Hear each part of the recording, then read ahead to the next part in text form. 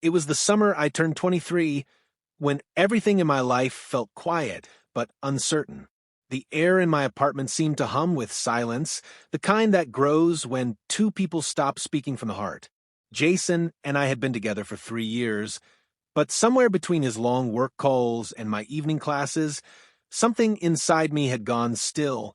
We were still a couple. Technically, he still texted me reminders about bills, and I still left dinner in the fridge for him, but it all felt like a routine we'd both learned to perform without emotion. That afternoon, classes had stretched longer than usual. I remember watching the sunlight fall in dusty lines across the campus, students scattering in groups, laughter trailing behind them. Derek was still sitting near the steps, his motorbike parked beside him, helmet dangling from one hand. He waved when he saw me and asked if I wanted a ride home. I hesitated, not because I didn't trust him, but because I rarely accepted favors from anyone. Still, the thought of waiting for the bus in that dry, late summer heat made the decision easier. He smiled as I nodded and handed me the spare helmet.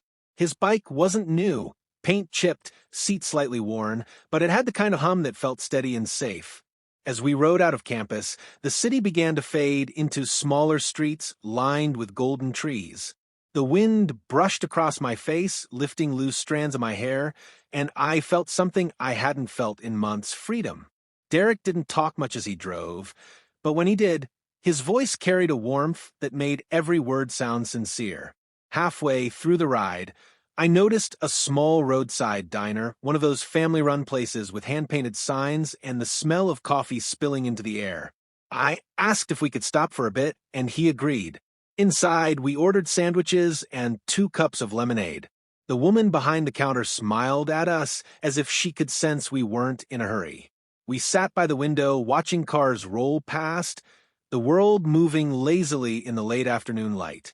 Derek talked about his family back in Nairobi, how his mother would wake up before sunrise to make breakfast, how his little sister always danced barefoot in the rain. I listened, smiling without meaning to. He had this way of telling stories that made you feel like you were there too, standing under that foreign sun. When he laughed, his eyes closed just a little, and the sound lingered long after. I didn't realize how much I'd missed genuine laughter until that moment. When the bill came, I reached for it before he could. "You drove me home," I said softly. "At least let me buy lunch." He grinned, not arguing, and let me pay. There was something gentle about his acceptance, not prideful, not awkward, just easy. We left the diner, and a few miles later, he slowed down near a small hill that overlooked the city.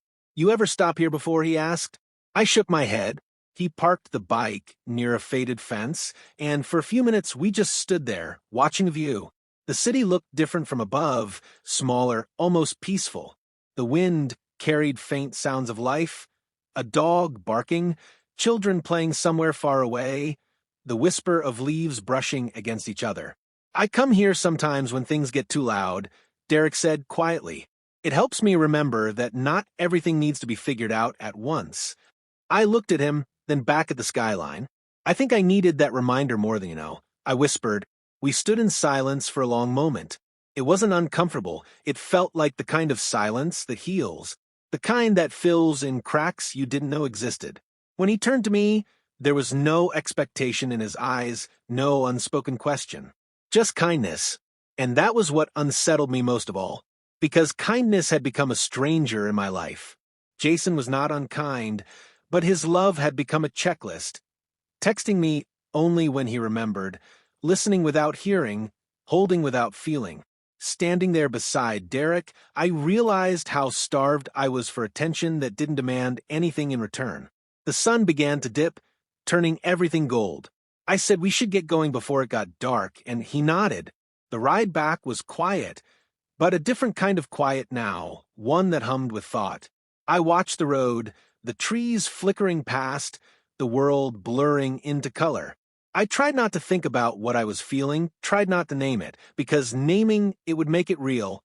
When we reached my street, I climbed off the bike and handed him the helmet. "Thank you," I said, meaning more than the ride. He gave me a small nod, like he understood anyway. As he rode away, the taillight faded into the distance, and I stood there for a while unable to move. I told myself it was just a ride, just a meal, just a moment between friends. But deep down, I knew something had shifted inside me. Something quiet but irreversible. That night, Jason came home late. He dropped his keys on the counter and asked if I'd already eaten. I said yes. He said good and went to his desk to check emails. I watched him for a moment, his face lit by the pale glow of his laptop screen, and realized how far apart we'd drifted. In another world, in another life, maybe that ride wouldn't have meant anything. But in mine, it was the first time I felt truly seen in a long time, and that terrified me more than anything else. The days that followed passed in a strange, quiet rhythm. On the surface, everything looked the same. Classes, assignments, messages from Jason that felt more like reminders than affection, but inside, I could feel something shifting. It wasn't love, not yet, and maybe it never would be. It was just a warmth that refused to fade, a memory that replayed when I least expected it, the sound of the bike engine, the soft wind, the way Derek had listened without trying to fix me. I told myself to forget it, that it was just one ordinary afternoon. But forgetting is never a decision, it's a battle. And I was losing it quietly. One evening, I saw Derek again at the campus library. He was sitting near the back, books spread out, focused and calm in a way that always seemed to draw me in. He looked up and smiled when he saw me, the kind of smile that didn't need words. I sat across from him, and we began to study, exchanging notes, whispering about the upcoming exam. Hours passed unnoticed. When the librarian announced closing time, we both laughed, surprised by how late it had gotten. Outside, the sky was bruised with clouds. "You live far?" he asked. I nodded. "Then let me drop you again," he said, simply, like it was the most natural thing in the world. I hesitated for a second. Somewhere in my chest, guilt stirred. But the clouds above rumbled, and I agreed. This time, the ride felt different. The air was colder, the streets darker. The city lights flickered in the puddles left by an earlier drizzle. We didn't talk much, but the silence was heavy with thoughts neither of us dared to say. When we reached a small intersection, the rain began again, soft at first, then steady. Derek pulled over near an old bus shelter, half covered, half broken. We waited there, the smell of wet earth all around. He took off his jacket and handed it to me. "You'll catch a cold," he said. I tried to refuse, but he draped it over my shoulders anyway. The fabric was warm, and I could smell the faint scent of soap and rain. "You ever think about how fast things change?" I asked, looking at the empty road. He turned to me. "Every day," he said quietly. "But I've learned that some things come into your life just to remind you what you were missing." His words hit deeper than I wanted to admit. I looked away quickly, afraid he might read the emotion in my eyes. Somewhere inside, a voice whispered that I was crossing a line, not in actions, but in thoughts, in feelings. And feelings, I realized, could betray even more silently than words. Jason hadn't called all day. When I checked my phone, there were no messages, no missed calls, nothing. I felt an ache that was half resentment, half exhaustion. I told myself it didn't matter, but sitting beside Derek, I knew it did. The rain softened after a while, and we got back on the bike. The roads shimmered, reflecting the streetlights like 1,000 tiny mirrors. I watched them blur as we rode. My thoughts a tangled web of guilt and longing. When we reached my street, I wanted to say something, "Thank you, good night," anything, but the words stuck. He waited until I was safely at the gate, gave a small nod, and rode away. That night, I couldn't sleep. I lay awake, the sound of the rain still echoing in my mind. I thought about Jason, how distant he had become, how our conversations now felt like transactions. I thought about Derek, how his silence somehow said more than Jason's words ever did. And I thought about myself, caught between two worlds, one familiar but fading, and one new but forbidden. The next morning, Jason texted, "Busy week ahead. Don't wait up late. No, how are you? No, miss you." Just a flat sentence, practical and detached. I stared at it for a long time before replying with a single, "Okay." Days turned into weeks, and Derek became an invisible presence in my routine. We studied together sometimes, exchanged playlists, shared coffee before morning lectures. Everything stayed innocent in form. But somewhere beneath it all, emotion was quietly growing roots. One afternoon, as we sat under a tree near the old science building, Derek told me he might be moving after graduation. My uncle has a job for me back home, he said. I nodded, pretending to smile, though the words landed like a stone in my stomach. That's great, I managed to say. You'll be closer to your family. He looked at me for a long moment before answering.